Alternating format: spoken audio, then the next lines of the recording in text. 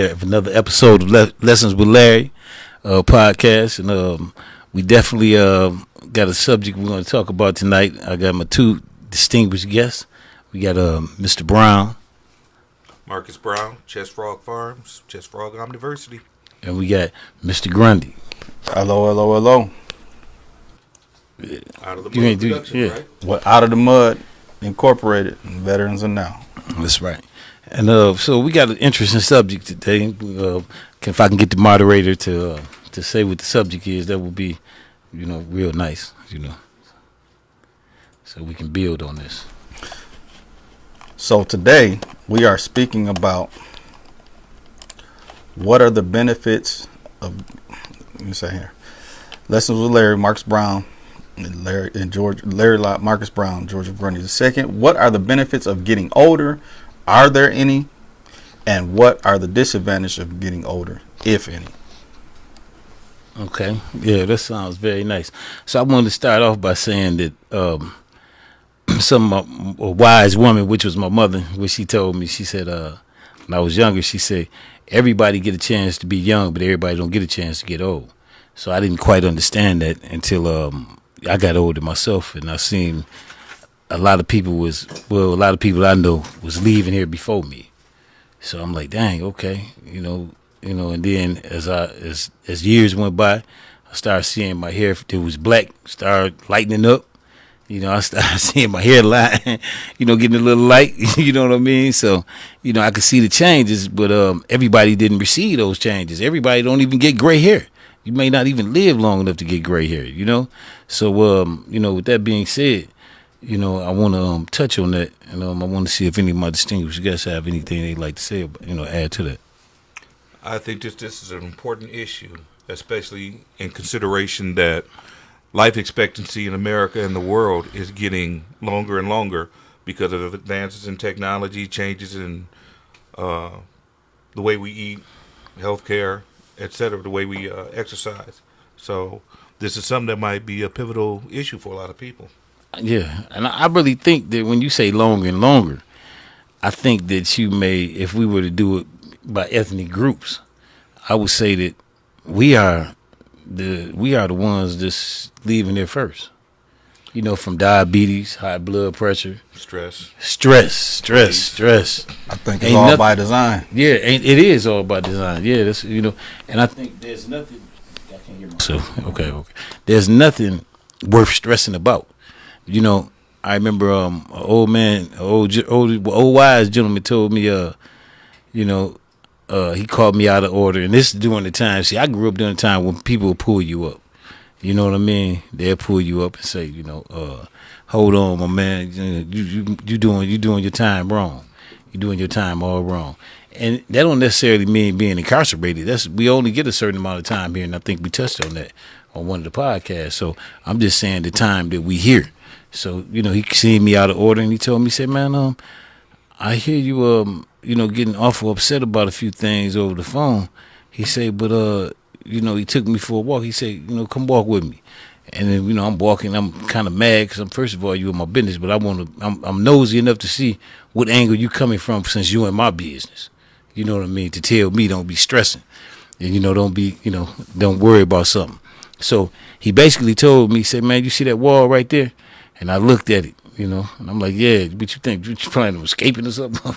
So I said, he said, man, look here. He said, you see that fence? He said, man, anything on the other side of it, you ain't got no control over it. So why is you worried about it? That includes your woman, that includes your cars, that includes whatever you left, whatever it is that got you stressing. It includes all that. So I had to learn from that perspective. You know what I mean? What somebody told me, and as I thought about it, and time went on, I really I was like, man, he on point. There's nothing worth stressing over. You can't worry about something that you have no control over changing. And so brings your mind to serenity prayer. Yeah, God, give me grant me the something serenity to change, accept the things I can't change, and I ain't been in too many. But that prayer right there, I'm sure people are familiar with it. But nevertheless, it's just it's very interesting, and these are the things that we really need to not only think about, but to also talk about. You know, and we running last in a lot of races. You know what I mean? For real. When it comes to ethnic groups, when it comes to everything that we should be doing right, we doing wrong. Pretty much. So let me pause you real quick. I want people to get the serenity prayer for those that don't know it.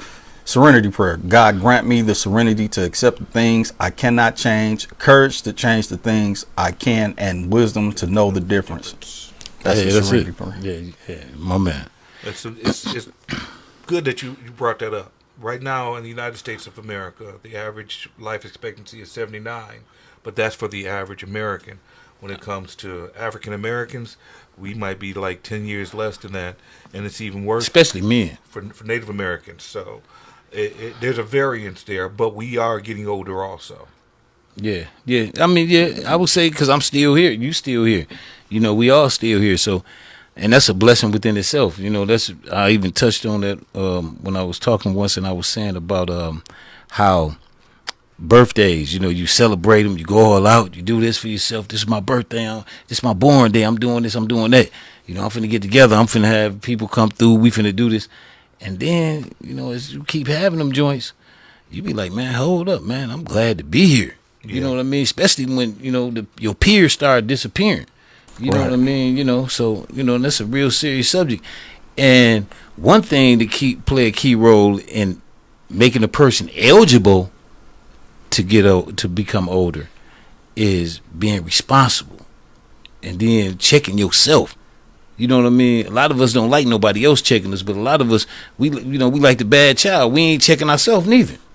You know what I mean? You know, so, you know, that's, in my opinion, that's in my humble opinion, according to my portion of understanding, that's one of the things that we lack in, you know, and I think that we all need to do a better job with time management, and we all need to do a better job. As so few of us get older, I feel that we owe it to the youth to pass our wisdom on, because we can't take it with us.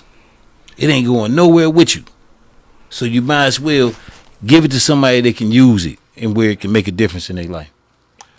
Yeah, T-Sales, I bet dude who gave him that game was a lifer.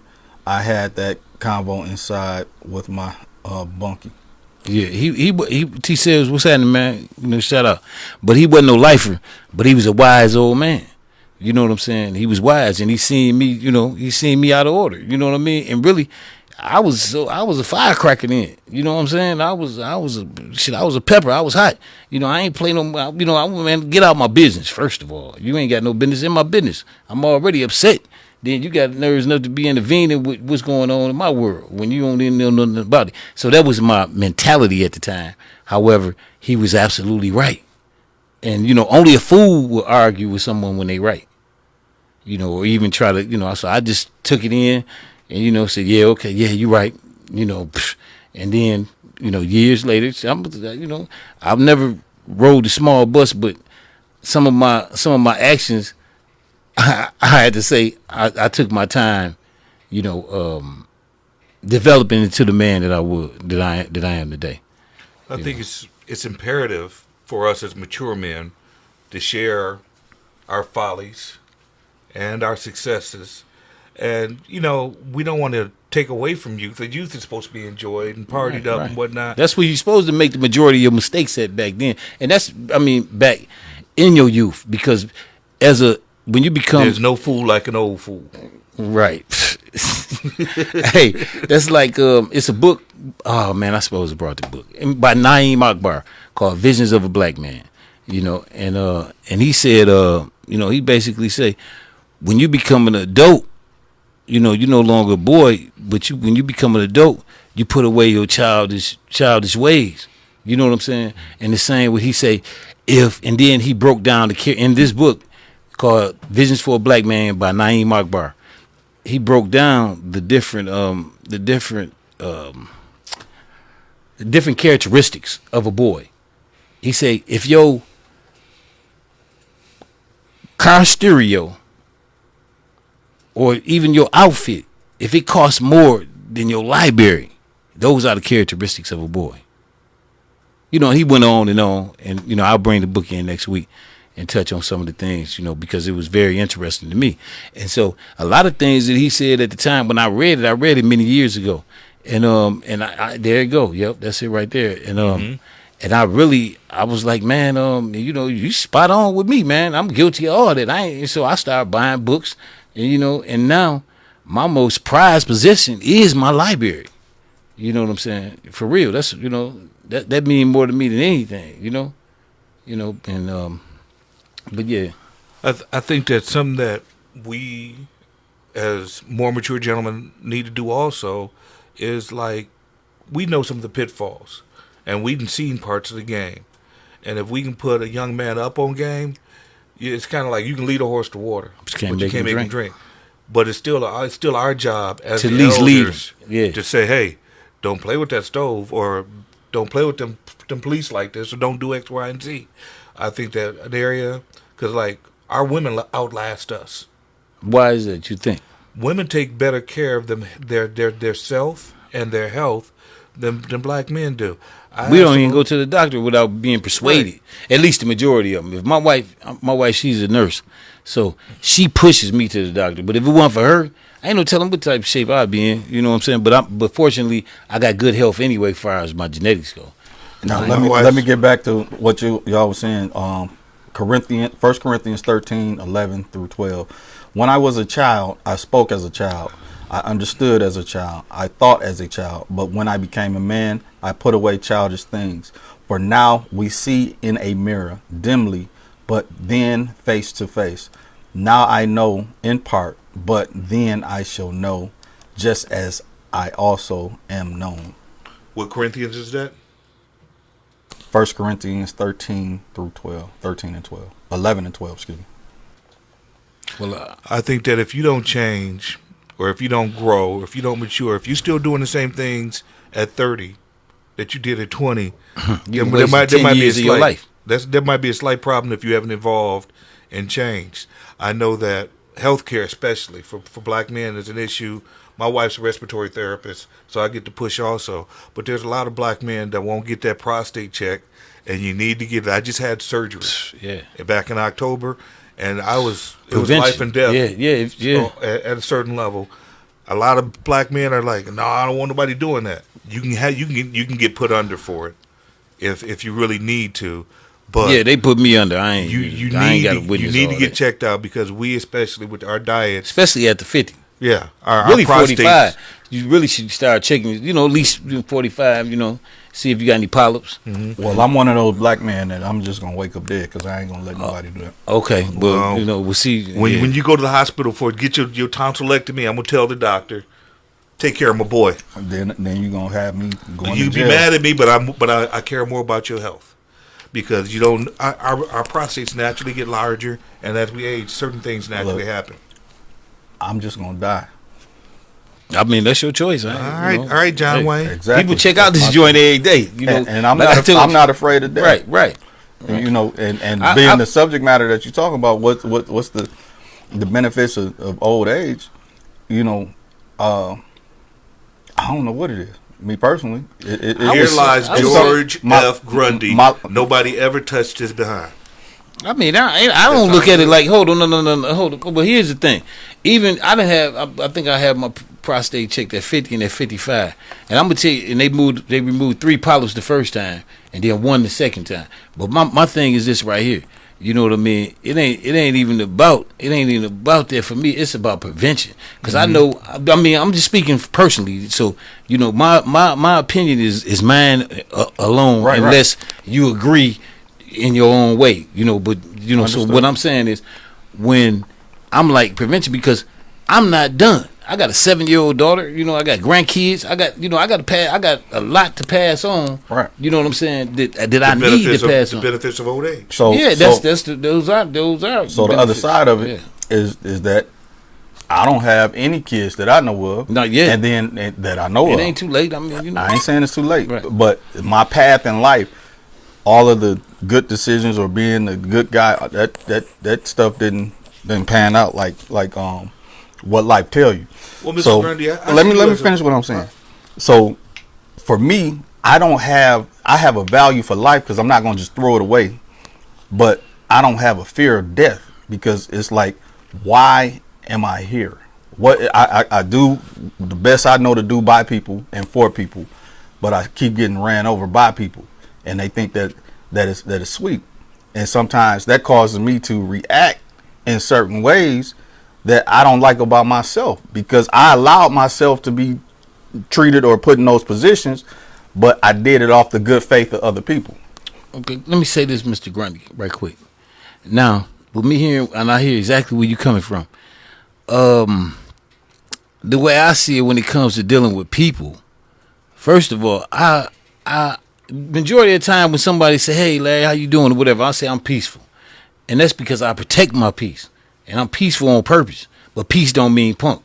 You know what I mean? Now, when the majority of times when it comes to dealing with people, you have to know who you're dealing with. Now, you have a lot of people that's takers. I mean, they'll take from you, but they ain't giving you nothing. But when you're dealing with a taker and you identify them, because they got to show themselves, they're going to show you some type of characteristic to say, I'm a taker. I'm out to get what I can get from you. I ain't out to give you nothing, though. So you say, okay, like say, for instance, if y'all go to lunch, you say, man, today lunch on me. Okay, well, then you go next time, lunch on me. You keep letting lunch be on you, and he ain't intervene like, hold up, no, it's I got you. But if you don't do that, okay, you dealing with, that's 9 times out of 10, you're dealing with a taker. So when you're dealing with a taker, you have to use, I found, that you have to set limits, because a taker don't have no limits. You feel what I'm saying? So I set limits, and I mean I'm gonna always extend myself to. I'm gonna always give you what I want from you. You feel what I'm saying? I mean in terms of like I'm gonna treat you with respect because I gotta have it back. That's not a gift. I don't gift respect. I loan it. If I give you something, you don't owe me nothing. Keep it. Hey, that's you. I gave that to you. Now, if you don't tell me thank you, don't worry about it, because it ain't going to happen no more. But if you show your sincere appreciation, I'm cool with that. That's good enough for me. Now, if I loan you something, the same energy you put in coming to get it or ask me for it, put that same energy in putting it back. And that's how I treat my respect. Take your funky old $20. I ain't really want it anyway.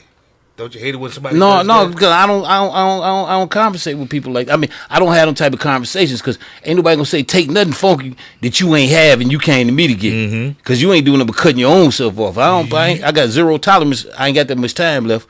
I'm talking about. Let me take that back. I'm saying I don't know how much time I have left here on this earth. And I'm like, Brother Grundy, I know I gotta go. Everybody went. Everybody I know that left, they gone. So I know I gotta go too. And as I was just saying, when we getting older, that conveyor belt is rolling up. It's getting closer. And that clock gets faster and faster each day. It's like, do I have time to still do this and time to do that? That mirror show you a change. Hey, everything changed and everything got its season. Like I keep trying to tell people, a mosquito from last year ain't gonna bite you this year. You know what I'm saying? The leaves you raked up last year, they ain't there for you. Them gonna be some new leaves. You feel what I'm saying? But you have some youth out there that are not understanding. You got the habitual line steppers who are going to try and cross. Explain it to me. What you explain? Just like what you were talking about. There are people that don't show respect, or that are. So what do you do in that case when somebody don't show you respect? In my old age, I don't play with those kids anymore. If you don't come to the table to, be a comrade or a friend, and I got family and I got friends that don't have as much as me, so sometimes I'll cover the bill, but at least show some gratitude, or at least try and cover me some other way. I got people that are like, I was looking out for your house while you was gone, or I took your trash cans out, or just do something in order to show that you appreciate the relationship, because there has to be some type of reciprocity, because without reciprocity you have imbalance, and that's something that I've learned in my old age. If you don't balance your relationships with people, you'll run into those takers. If you don't balance your relationship with people are like, he's just a fool, he's just giving away his money, doing this, that, and other thing. So you got to find that reciprocity, that harmony, and you got to have that peace within yourself to say, you know what, I can deal without this person. He might be my cousin, he might be my brother's best friend, but it causes me too much stress. And the last thing black folks need, especially black men, that's a killer. is stress. It's a killer. Well, for me, it's always the people that I allow to get the closest. It's all the who? Because the people I allow to get the closest. Right. So, That's I have a lot of barriers. Be close to you. A lot of barriers because you know I grew up. You know a little bit about my background and my parents and what they did. So I met a lot of people. Right. So I wasn't just naive and just my man was your father. He thought the world of your father. You know what I mean? Yeah, I'm talking about Dave Strickland for the record. For sure. Yeah, he thought the world of your father, and Mr. Grundy. I remember. He never painted nothing for me, but you know, I remember he would go up there to the shop. You know what I mean? So Dave, one of the things he said to me, one of the things he said was a lesson to me. He said, "Look, Grundy, you know this is a lesson for you. If you want to do like you know, he had a big pile. He said, keep your hand out the cookie jar."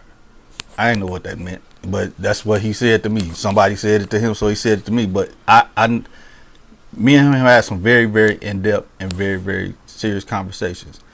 He's probably one of the people that kept me out of the streets. Man, that was shout out to my brothers. You know what I'm saying? For real. You know, may he rest in heaven.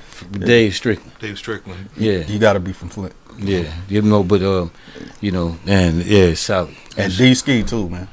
So I knew D-Ski too. So they all would come around the shop, and so you had good people around you. So I'm saying, like, even though their careers was a certain thing, they didn't take advantage of me and try to use me in that sense. And they didn't steer you in that direction. That's what I'm saying. Right. So like with D-Ski, I used to draw real good, comic books and all that kind of stuff.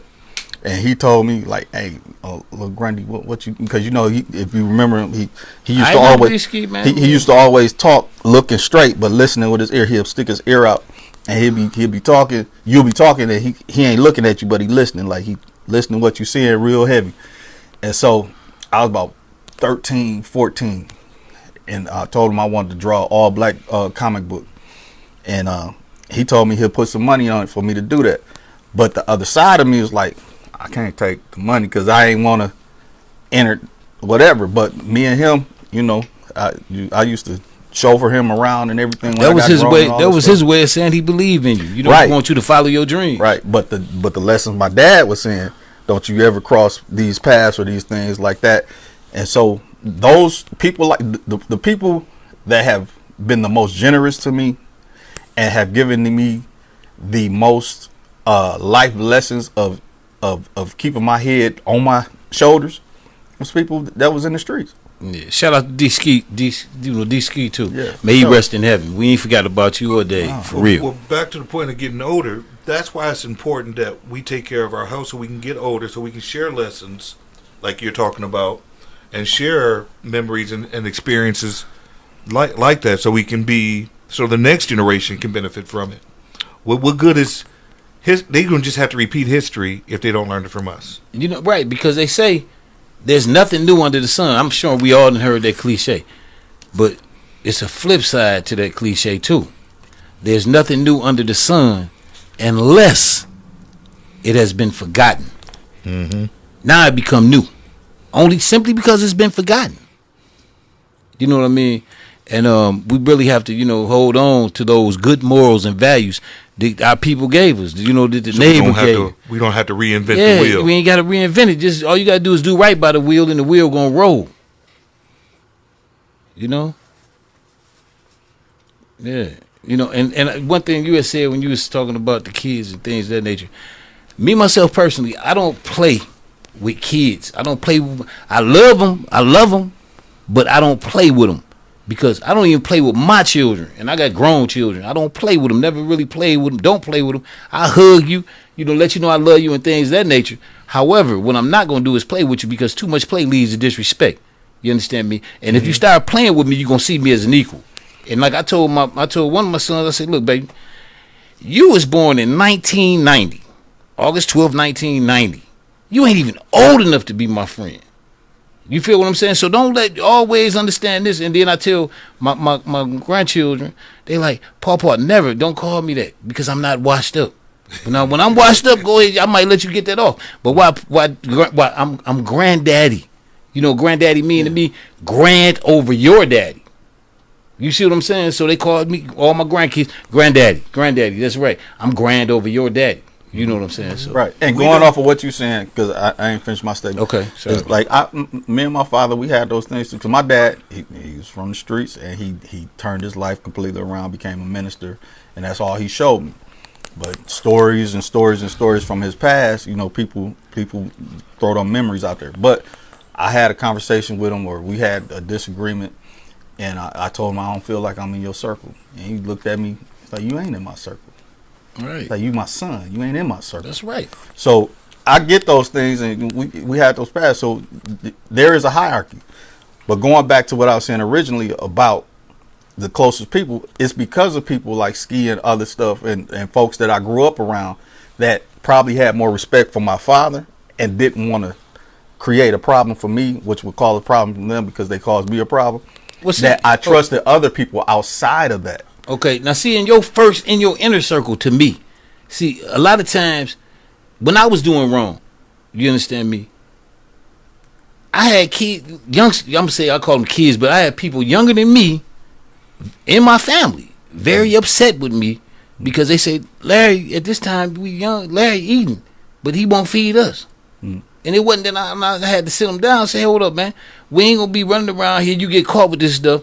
Then you turn around to Larry gave it to you. And then your mama telling, oh, B, son, you know, then Larry gave. No. We ain't going to have them games. I'm not even guide. This is the route I chose. But I'm not telling you to take this route. Matter of fact, why don't you stay yourself on the porch? Or if you do come in the streets, I ain't going to be the one to bring you in the streets. And I'm not going to take you through the streets. Right. But let me ask you this question. Do you think that there's an imperative, especially in our community, for us to offer some mentorship? Of course, positive mentorship. Yeah. Not friendliness, but we have to have some type of connection to that next generation. And like, I have a nephew. I try and advise him. Now, whether he or not he chooses to listen is always going to be up to him. But in our community, especially, we have to do some type of mentorship or pass Facts. this knowledge down That's- some way. that's- But it's recognizing the difference between a mentor relationship, a fatherly relationship, And a friend. and a friend relationship. When the We're child not going to see go to you the as- club together and go dancing and boogie when the woogie. child see you as a friend, your respect level go down.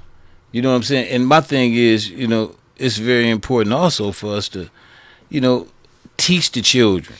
You know what I'm saying? Respect the children. First, you start out by respecting yourself.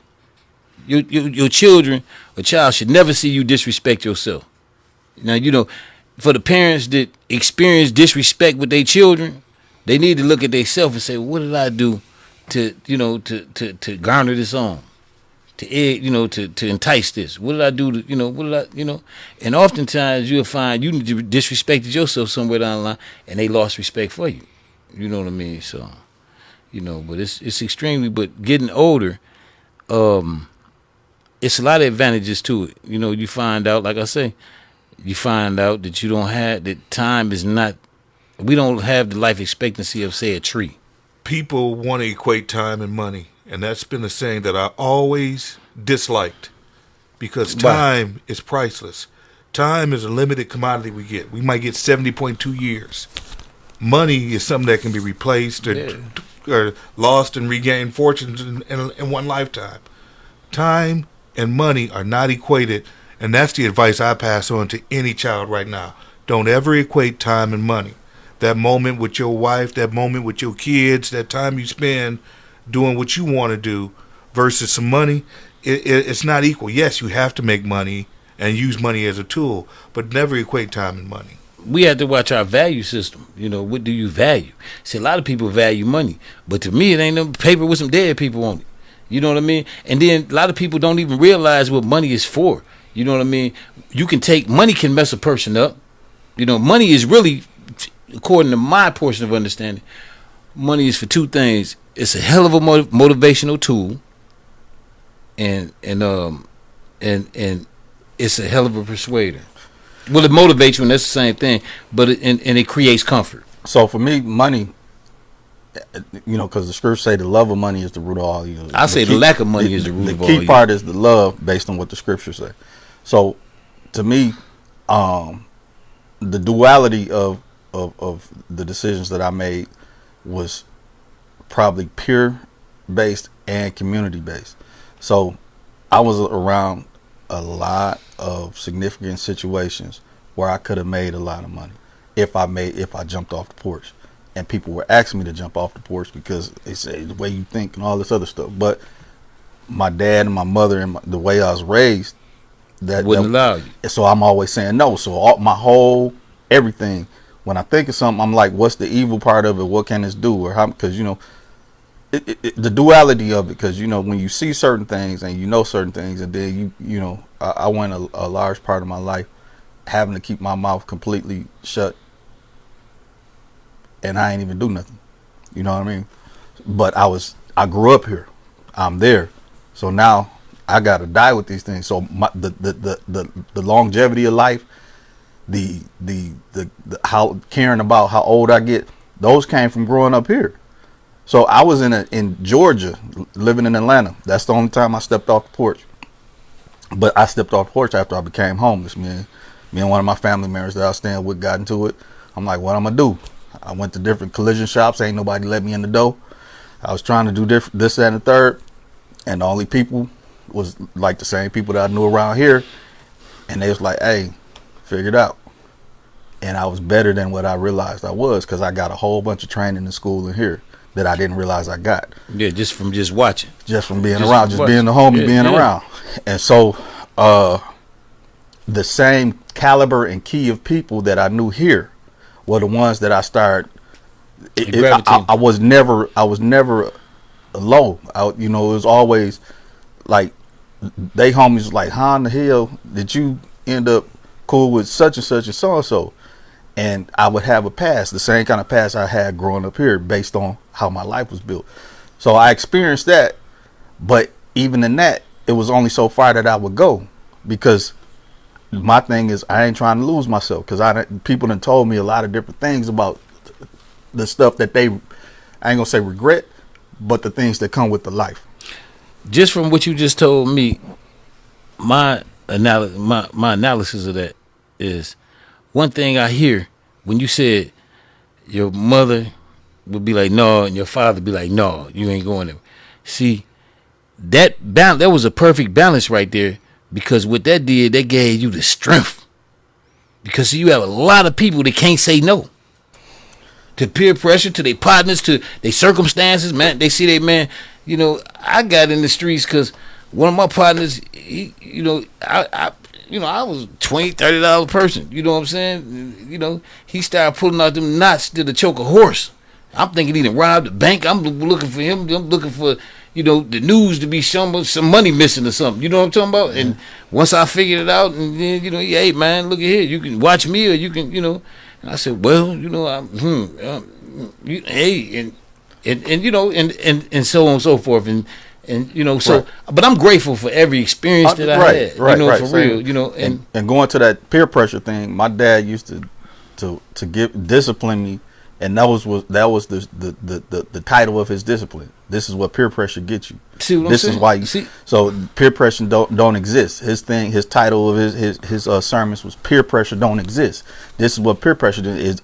Are your peers getting this discipline like you? Yeah. So for me, it was like, I don't have I've been in situations, life and death situations, and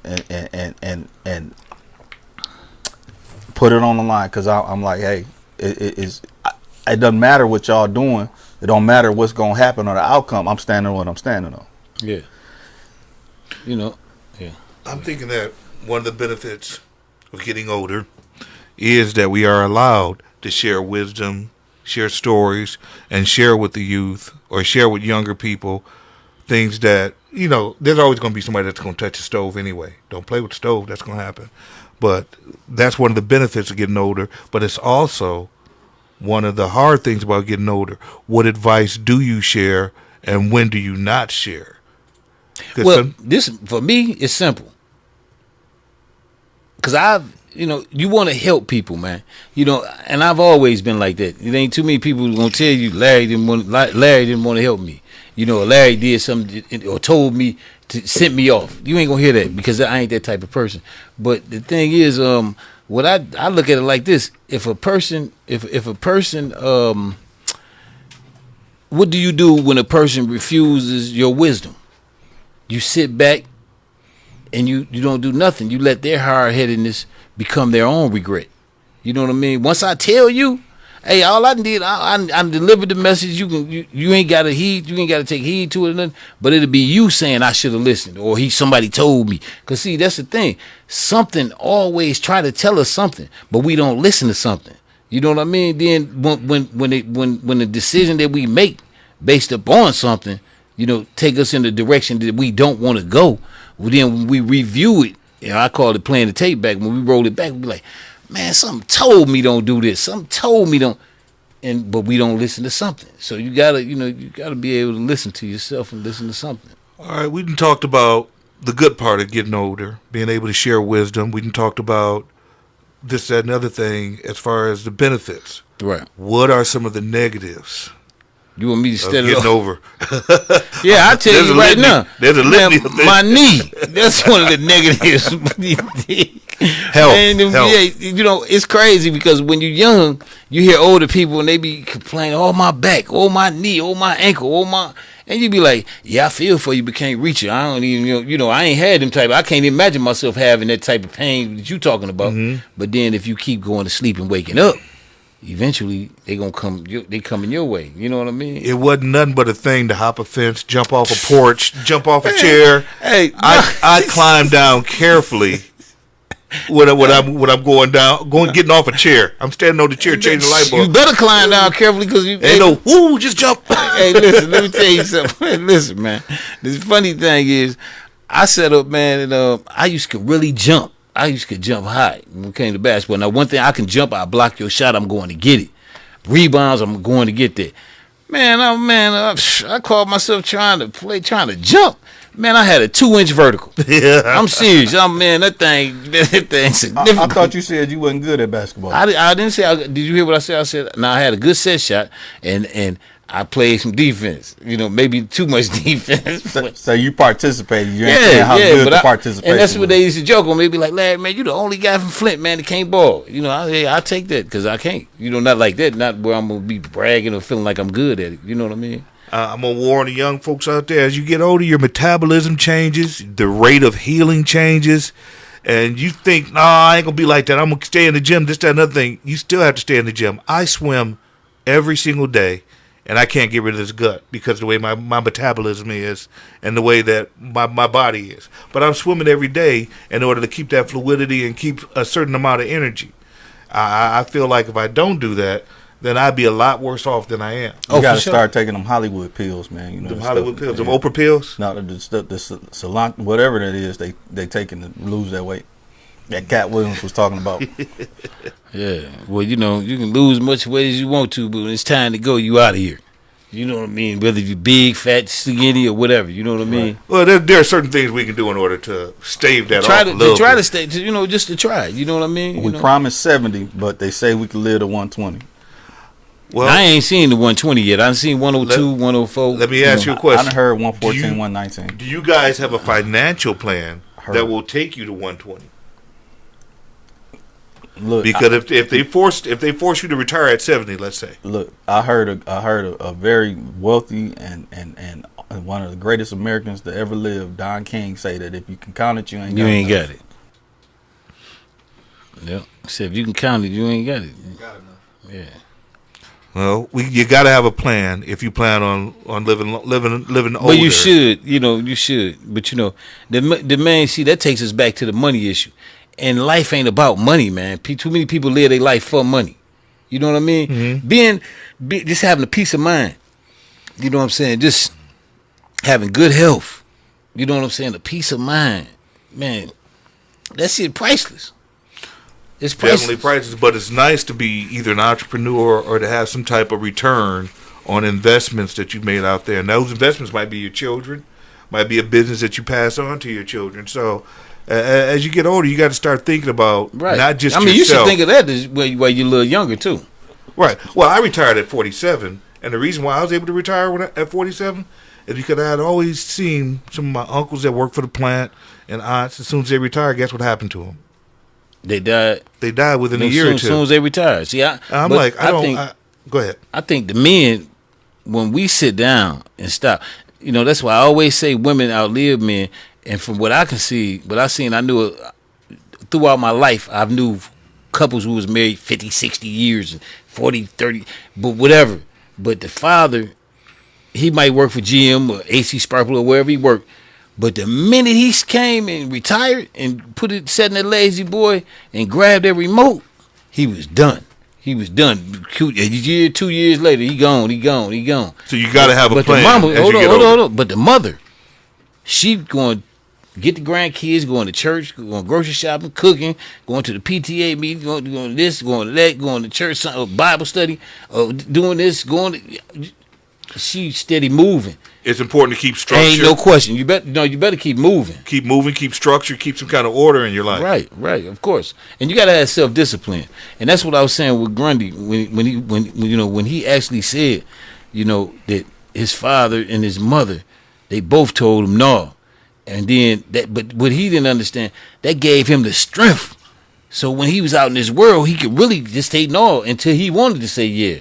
You know what I'm saying? It wasn't peer pressure. It wasn't him seeing somebody with this and that, and he feeling like, I got to do that to get that. I got to do this to get that. That ain't the case. But when you're young, you don't think about the circumstances. I mean, you don't think about the consequences to a lot of things that we do. A lot of times when you're young, you look around, you're not conscious that there's body snatchers, and I ain't talking about people taking you, trying to traffic you or whatever. I'm talking about body snatchers. Body snatchers is gonna put you in that penal system. You know what I mean? And they will snatch your youth from you. You'll leave here a young man, come back an old man. And I get you, I'm with you. But just think about it. In the environment that I grew up in, not just got the good side, but I came up in the 80s and the 90s. The temptation was real. But you had the power to say no. I get it, and I took it. I didn't have no issue with it then. But sometimes in my head, even at this age, it's like, should I have jumped off? No, the porch? You sure shouldn't have. You did the best thing you could do. Just being real. I'm being real with you. I'm talking about from somebody that jumped off the porch. You should know you shouldn't have. I wouldn't recommend that for nobody, man. Because I had in my head the opportunities that I saw that this could have happened, this could have happened, that could have happened. Because I was one of those people like, hey, is you looking out for that? Did you think about this? Like, I don't know. You need to, and they would take the meat and whatever bones, because I was the person in the room that I ain't have no money exchange. There was nothing. I didn't owe you nothing. You didn't owe me nothing, and we solid for real. So it was like, was I a mastermind on certain things? Did I have, But that's just a thought. So in that case, and I'm gonna shut up in a minute. In that case, it's like with all the no's that I said and the struggles that I'm dealing with now, because I'm trying to do everything by the rules, and those rules do not give any leeway for me, for my journey, for comfort.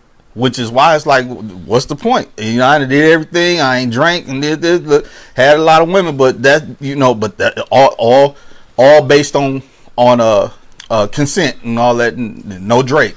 But I'm saying, it's like, I'm looking at myself now, and I'm I got a lot of stuff from the age that, even though I wasn't in the streets like that, I still got scars from that. I still got these things that I can't unsee. I still got these issues that I had to grow up with. Then I chose to go to the military, and I was in Afghanistan. I still got little kids waving at me and stuff like that. It's just like, where did I make the right decision? Well, can I make a prediction? I'm just gonna say, I'm gonna predict that, say you would have jumped off the porch. Okay, I'm just saying, say you would have jumped off the porch. My prediction is that you probably wouldn't be here right now. You know what I mean? It's a good chance you wouldn't be here right now. You know what I mean? And that's just solely because the streets ain't for everybody. That's why they made sidewalks. You know what I mean? For real. And I can respect that. But what I'm saying is, it was a blessing, because you got to look at, that's a very hazardous occupation. And then even when you look at today, it's even worse because of the amount of get out of jail free cards they get just off of, informants and snitches. That's what I mean. It's even worse. I mean, put it like this: I don't gamble in no casino because in Larry's mind, oh, this shit rigged. I ain't never seen a casino close or go bankrupt. Only time they take a perfectly good building, blow that motherfucker, and put a grander building on top of that. You know what I'm saying? So if I can't get in and be on the casino side where they winning and they gon' win because the odds is with them, then why would I look like coming in this door? I go down and get me something to eat, and I watch some of the other suckers because that's how I see them. Go ahead, think they might let one clown win, but then it's 1,000 other people walking out their door heartbroken and broke. So go ahead. I'm gonna take it. Well, I just want to say I agree. The generation that you were born in, the amount of easy money that was out there in the 80s and the 90s. And during that time, that's what really fueled this whole American economy. Yeah. See, I was there. I was in, anything that I seen it. I seen every step of the way till I stepped off the stage, or snatched off the stage. You know what I'm saying? But everything happened for a reason. Because if it wasn't for me being snatched off stage, I wouldn't know a fraction of the stuff that I know because I wouldn't have been through what I had to go through. That temptation was greater. The availability was greater. A 60s child compared to an 80s child had a different childhood, had a different teenage life. There was nobody openly just, here, go flip this and you're going to have money. That wasn't happening in the 60s and 50s the way it happened in the 80s and the 90s. But part of getting old is sometimes we get stuck in rumination, and rumination don't solve nothing. What is rumination? It's when you regret, like, man, I wonder what would have happened if I got with that girl who became Miss USA. Or I wonder what would have happened if I had turned this corner or that corner. You don't get to go back and revisit parts of that river. You never get to go back, and sitting there daydreaming about it don't do nobody any good. Right. But when you get old, sometimes you just like, and you just got to be able to push on and not ruminate and not get caught up in the past and say, I still have to plan and live for the future. You cannot live in the past. And that's the beauty of having a long life, is that you can redo things and do things better and not get caught up in saying, I regret I didn't do this. Because you are the you are now because of the decisions you made. I mean, it sounds simple, but no, it's facts. Oh, well, and that's great, but I'm still trying to find my value, my worth. Even though some people tell me that I'm a good guy, whatever. I don't see all that. But all this reminded me of something that happened to me in 7th or 8th grade. I was going to Holmes, and I was catching the bus on Pulaski and Aubrey. Ain't that what it is? I can't even think of the street, but my best friend at the time, who I caught the bus with, he had, the bus passes. He had a slit. He pulled. He shook it out, and he had a bunch of rocks. I didn't know what it was. I was like, "What's that?" He said, "This crack." I said, "Why you got crack?" You hear about it. You got all these little messages, but I had never seen it. He's like, "I sell it for money." I'm like, "What you need money for?" "Cause everybody need money." And so, like, who you sell it to? To the teacher. So he was selling crack to our English teacher. He had her jewelry and all this stuff in his pocket and all this other stuff. And so, based on the story he told me, but we were 11, 12, something like that, 12, 13. And it was just so many people. I'm one of those. There's many people like me, but I'm one of them people that some of the hardest considered out that was out there leaned on my shoulder for different things or asked me for advice. And it's a lot of stuff that I can't wait to the creator or the universe or whatever take all this shit off my brain and give me my rest.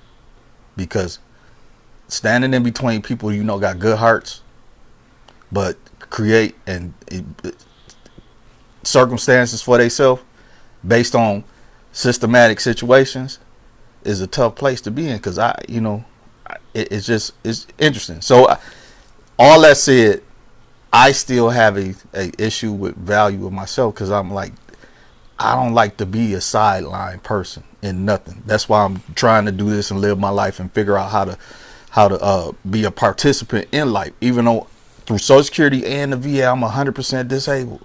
They telling me I need to just sit my tail down and I can't work and all this other stuff. But if I do that, then I'm most definitely gonna be one of the retirees and just out of here. So I'm not a weak person like that, but I know because I started a veterans organization, I done serviced over 30,000 people in Flint, period. I say 10,000, but it's closer to 40. But I keep the number in 10. I'm going to just keep it at 10. And hundreds of veterans. And I keep compiling these stories. I keep compiling this stuff. And I'm still trying to find my value. I'm still trying to find my direction. And I'm just looking for that little... I don't know what it feels like to have a nice vacation. I don't know what it feels like to do all the lavish stuff. Everything that I did when I jumped off the porch was necessity to try to eat a sandwich or do some stuff. And as soon as I had a job, I'm like, done. But people would still call me. I had a dude call me. Well, not related. I'm gonna leave that alone. But it's just for any men or any women or any people that end up listening to this. It's real to go through these things. It don't make you weak. We all go through it. Right. It's just these are things that you have to face with and make decisions to keep on moving forward. So this is what I say. Regardless of what the things in your head or what you're dealing with, keep moving forward. Because that's the one thing that I do. Even though I have all these questions and it's confusing, I ain't going to stop. I'm not built to stop. Even though I don't understand certain things, I'm not built to stop. And if you get in the way, I'm going to run you over because I'm not built to stop, even though I don't understand. But I put these things out there so conversation can be had, so we can reach the people that it need to be reached. Okay, well, I say backwards never, forwards forever. Tell me, what is it that any of us or anybody that's listening or come across this, ask yourself, what is it that happened yesterday that you can change just to change?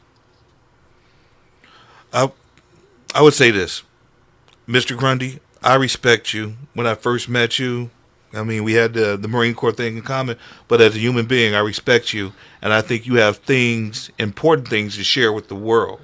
I think that you need to see yourself the way other people sometimes see you, and that's kind of hard to do. But you have that power, so I say there's a book in you, there's support in you, there are so many people and lives that you touch that you probably don't even realize. I mean, you've inspired me, you've kept me calm at times, and that right there is a hard task.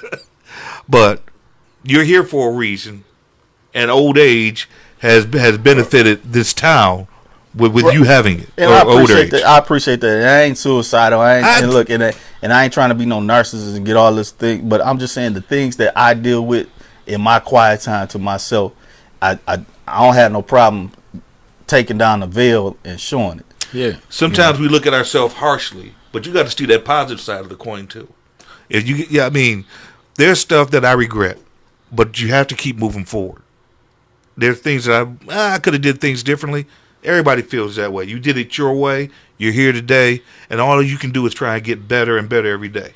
Right. And try and improve. That should be everybody's goal. So as you're getting older, you should become better. Really, that's really what it boiled down to. So if you find yourself older and you haven't gotten any better, you still bumping your head. No, that means you wasting a lot of your time. Right. I mean, for real. You're not taking your time serious. And about time you do figure it out that hey, time is something to be taken serious. You probably ain't gonna have that much time left. So I was gonna add on to Mr. Grundy about that prediction that I would have made, and what I wanted. The prediction I would have made if you would have got off the porch, you would have built a sandcastle like so many of us did. Beautiful sandcastle. I mean, you took your cups, you got it sand, this thing stacked up tall. That means you got everything you want. Then all of a sudden somebody run right by it and it just get leveled. So you go from having everything to not having nothing, including your freedom. Some people lost their lives. They lost something they can't come back from. You know what I'm saying? So the stakes be higher than we done trained ourselves to act like the stakes are not that high, but they are consequential, and they are very high. Did we have any cut? Did anybody? No new comments. People. Okay, that's cool. People acting like they don't want to be. No, that's cool. Hey, look, if you ain't got nothing to say, you might be picking something up. You know, because it's a known fact you can't talk and listen at the same time. Hey, there you go. Two ears and one mouth. Yeah, so you can look and listen twice as much as you speak. You know, so you know, what time? How long we been? We got 5 minutes left. Okay. For an hour. 55 minutes and 20 seconds. Okay. I think that an important part of this conversation is that we know that if you want to be old or you want to get older, you got to have a plan for it, and you have to know that you're going to have to try and improve every day. If you don't have a plan for getting older, then what are you going to do?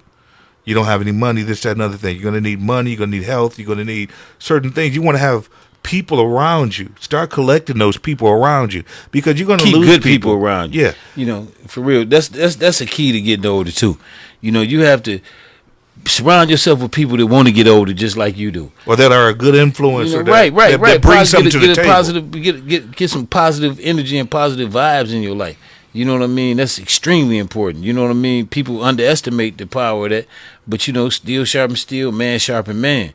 You know, if you know, like I say, and if you got people who, you know, just if you got people who have less than you, you know what I mean? Look for somebody that got more than you. You know what I mean? So you can see, it can humble you to show you really ain't got too much of nothing. You know what I mean? You know. And I think another thing is envy. You got to stay away from envious people, folks that really. That's one of the emotions. That's one of the emotions that people don't want to admit to. You got to keep envy out of yourself too. Yeah. What most definitely. Right. But for me, I have, and I do honestly want to see the people around me do good and great, and I don't have a problem sacrificing for the people around me to do great. I just would like that to be returned to help me get to my part too. And that may be a character flaw, but I'm saying the envious thing is you got to make sure that your situation can withstand people that don't want to see you do great, just like you want to see them do great. What is the hardest lesson that you think you've learned in your life so far? I'm gonna share mine. I'm gonna think about it. Go ahead. I was a teacher, and I have this desire to want to help build people and bring them up.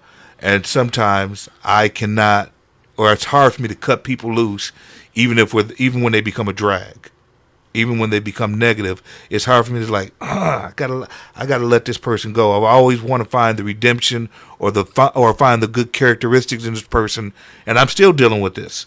But the hardest thing in my life that I'm learning, and I hope young men learn or young people learn before me, is how to say I have to separate and just start bringing good people along with me. Sometimes you got to cut some people and some things loose, and that's hard for me, even in my age. That it's something that I know I need to achieve. Yeah. Okay. And what I think the hardest for me would be changing myself. You know, the biggest battle is internal, hands down. You know what I mean? It's me being able to have the wherewithal to be able to identify my flaws and then care enough to change them so I can create a better person to present to other people. So, you know, my biggest thing would be change, man, changing myself. You know what I'm saying? I think we all have a little bit of that. Yeah, you know. Mr. Grundy? The hardest, say the question one more time. The hardest lesson that you had to learn in life or still are learning? Yeah, I think that's part of just transitioning and changing and growing. You know, my philosophy is people don't change, they grow. Because I feel we're like trees. A tree, it's still going to have those scars. It's just going to build bark around it and grow to a stronger tree and produce or either wither away. So for me, I'm trying to grow into a greater tree so I could produce more and be able to be more of an asset to those around me And transitioning into that is one of the roughest things because of the transitions. Because coming back to Flint, when I left Flint, I wasn't trying to leave Flint. I had made up my mind to jump on the porch. My mother saw something in my spirit, and she said I needed to move. So she told me to go down to Alabama with my sister, and then I went on a journey from Flint, left, and I went to Georgia and all that other stuff. But then when I came back, the military was calling me because I still had something in my system that I felt like I needed to get out. And transition from the military, I had that institutionalization that I had to transition from. So transitioning has been one of the hugest things for me, because when you have culture shocks and transitioning things and a lot of weight in your mind, whether it's legitimate or not, transitioning is a strong thing. I say it like, and I'm leave it alone. I'd say the veteran transition is like, imagine being a NASCAR driver. You're doing 200 miles per hour, 200 laps, and you're great at your job. You're done with the job. They give you champagne and all the accolades and everything, and then they give you the keys to a Prius and tell you go to the back and jump in it, and you got to do 35 miles per hour in gridlock traffic with the worst music that you know. That's the transition out of the military, right? Because they really program you. You know what I'm saying? And I received some military programming. But not via the armed forces, you know, because generally with the other people, with the other system, with the feds, they a lot of when they had these wars and different, they build the military up and all soldiers and all that. The best middle class jobs that they really can give them, and is prison guards. So they come in with the same mentality of what they been brainwashed with, and they spill it over to us. What you know what I mean. So like to make your bed by such and such. Or they ain't got to come whoop you or nothing. They just say routines. Okay. You know what I'm saying? Just say they keep routines. And, so and systematic institutionalization. So it's the same over all institutions. After 180 days, you're considered institutionalized. Whether you're a teacher or a police officer or inmate or in the military or a kite maker, and once you do something consistently for 180 days, you're considered institutionalized in that thought process. Right. I can see that. I want to thank Out of the Mud Productions for having us here, and I want to thank Mr. Larry here for having me here, because it's been informative to me. Yes, the concept of change, and I think what I hope a lot of young men take from this is that young people, young men and women, don't be scared to change. Don't be scared to change, but also remember, if you learn this early, the brainwashing, the institutionalization, remember to come back to being your own person when you step away from that job or when you step away from that system or that machine. It's your life. You have to live it, and I want to live a long and full one. Yeah. I think that the subject definitely needs to be addressed. And me myself, I come here and I do this because I always get something out of it. Because like I say, my lips are closer to my ears than they are to anybody else's. You know what I'm saying? So I hear myself and I constantly teach myself. You know what I mean? And I don't mind improving me. You know what I mean? I know one thing I know I can't do is change the world. You know what I mean? I ain't finna go change the world. Now, if I can help somebody and they change, so but my contribution to changing the world, my way of changing the world, is by me changing Larry. You know what I mean? Mm-hmm. And so, if I can make myself a better person for other people to deal with, then I've actually made a change to make a difference, because I can also be influential. You know what I mean? If a person see you doing right, it's kind of like you ain't finna go to church and act like the devil. Even though you might do the devil's work, but you ain't gonna go into church and do it. Mm-hmm. You know what I mean? Or somebody might say, "Go on, devil," and then you gonna get to grinning because you did the devil in you and he dead wrong. Mm-hmm. You know what I'm saying? Mm-hmm. So so you just have to just do what you can to be a better person. Don't have a problem with changing. You know what I mean? Invite change into your life. I think we should read that Serenity Prayer as a way of ending the day. Okay, that's cool. That's cool. I think. No, that's cool. That's cool. Say it with your chest. Put it in the microphone. Yeah, you got it. Yeah, because you need to pull that mic. We're gonna have to mic you up on the collar or something, man. So what were you saying? I just think that we should probably end with that serenity prayer, because I think that prayer can get you through a lot of situations. It helps a lot of people go conquer some things, you know. One day at a time. And your voice is better at saying it. Go ahead and read that for us. Good sir. How is my voice better? Because you closer to the computer. Hold up, before we read that, we're gonna say our goodbyes. You know what I mean, and then brother Grundy, brother George Grundy, the second is gonna read, you know, the Serenity Prayer. Okay. So you know, go ahead. Thank you guys for listening. Thank you, Larry, for having me here. It's been informative to me. I hope it's been informative to people out there. Yes, I hope someone. I hope this has helped someone in some sort of way, or made them think about something that they normally wouldn't be thinking about on any given day. And a lot of times you don't have to wait for tragedy to strike for you to want to change. You know what I mean? Change on your own, they feel more natural. You know what I mean? Than having someone from some outside force change you from within. You know, this is Larry Lott. You know, another Lessons with Larry. Actually, this is the 13th episode. You know, and lucky number. Yeah, you know, it's not an unlucky number. It's a number of transition. Yeah, Jesus was the 13th. 12 disciples. Jesus was the transition. Okay, all right. Just like 12 months in a year. Next January, transition. Yeah. So, all right, and this is George F. Grundy II, out of the mud, and like, share, and subscribe, and more and more content is coming. And we're going to end it with the Serenity Prayer. God, grant me the serenity to accept the things I cannot change, courage to change the things I can, and wisdom to know the difference. Flat out. Thank you, gentlemen. Thank you. You know, thank you for coming, my distinguished guest. It's always a pleasure to have your company and your opinion. I know I got a big mouth. Both of you guys. No, you need it. It's needed. Yeah. For sure. All right, we out. Yeah, peace. Deuces.